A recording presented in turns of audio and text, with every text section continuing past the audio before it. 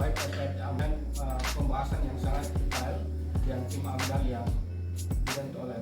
Dan sekali lagi saya ingin sampaikan bahwa karena proyek PSL ini adalah proyek strategis nasional, maka di mana saja didudukkan PSL ini, maka rencana tata ruang wilayah. Dan sekali lagi saya ingin sampaikan bahwa karena proyek PSL ini adalah proyek strategis nasional, maka di mana saja didudukkan PSL ini, maka rencana tata ruang wilayah kita sampaikan ke masyarakat karena kita belum mendapatkan penetapan pemenang. Ketika sudah ada pemenang, baru kita akan bisa sampaikan ke masyarakat, pendekatan ke masyarakat bagaimana sih sebenarnya PSL yang ada.